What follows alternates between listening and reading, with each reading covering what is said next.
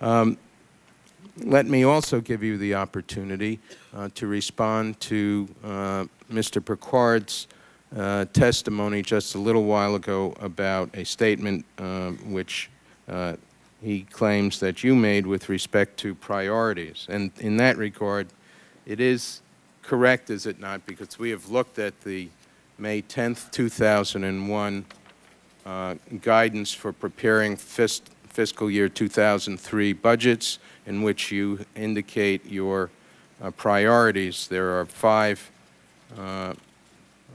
goals, strategic goals, laid out there. It does not appear that terrorism was one of them. Is that correct? Let me make an explanation here, because I think I welcome as well this opportunity.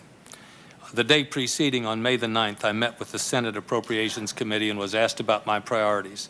I said my #1 priority was to protect the people of the United States against terrorism. The Department of Justice, required by the Congress to have a strategic plan, followed that plan. The plan was developed in the year 2000 by my predecessor and had a set of strategic goals. They're listed here early in the book, and they're similar to the goals. They are, as a matter of fact, the goals which were used in large measure for the May 10th memorandum. And they cite some additional goals to terrorism. There's no question about that. Let me just go, because our time is limited. Sorry, did you say in the prior plan there were citations to counterterrorism? Well, there was no major goal of counterterrorism, but under, let's not sell Ms. Reno short, under the first objective. She's not short. Pardon? I can testify she's not short. Well, I won't make any personal comment. I'm short.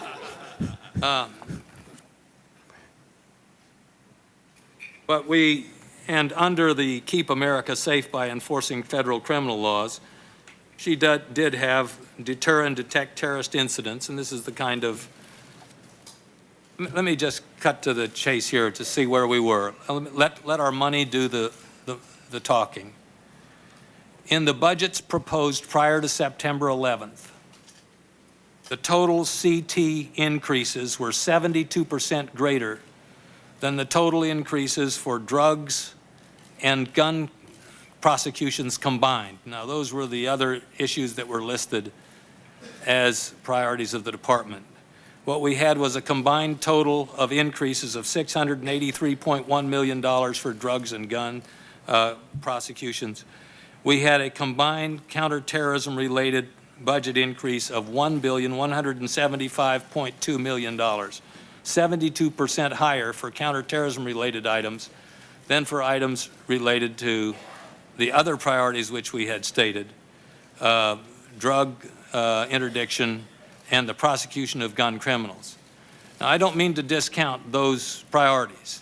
Thousands of people die on our streets as a result of gun crimes, and we're very grateful for our record there. But let the record be clear that when it comes to where the appropriation was, that we had a $1.175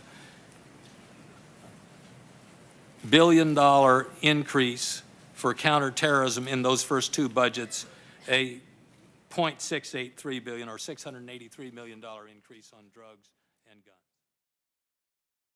The President submits to the Congress an annual budget for the intelligence community for the coming fiscal year.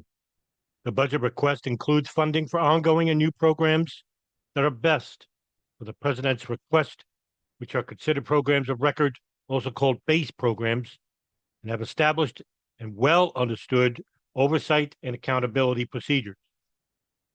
Whereas the President's budget request anticipates funding for current priorities, supplemental appropriations are a reaction to unforeseen events and are granted in addition to base funding. The intelligence community relied heavily on supplemental appropriations to finance the effort against terrorism. The community received large supplementals to fight terrorism following several major al-Qaeda attacks and as part of the effort during the Millennium celebrations. In particular, most of the CIA's program against al-Qaeda in later years was funded from supplemental appropriations.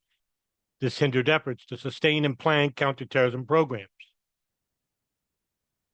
In interviews, the intelligence community officials criticized the reliance on supplementals for vital programs such as counterterrorism. Former Counterterrorism Center Chief Gopher Black, for example, told the joint inquiry that reliance on supplementals made it hard to create a stable program. The Associate DDO for Resources explained several of the challenges supplementals pose. One, supplemental funding must be used in the fiscal year in which it is appropriated and is not meant to establish long-term programs, making it difficult to plan for the future. Two, supplementals were tactically focused and did not pay for additional personnel or infrastructure upgrades. The September 11th supplemental appropriation was an exception to this rule. Three, programs within the DO take years to develop and cannot be surged on cut from year to year. Despite these problems, the intelligence community sought additional supplementals to sustain its counterterrorism effort rather than alter program funds for the president's budget request. DO officials reportedly did not change overall funding patterns because they did not want to lose expertise or capabilities in other areas.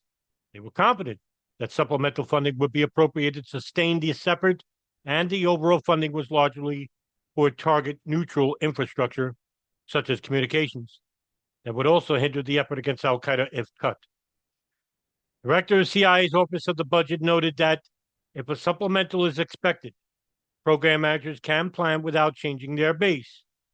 In his judgment from late 1998 through 2001, managers reasonably expected supplementals, though the amount was never fixed, and thus could do some planning.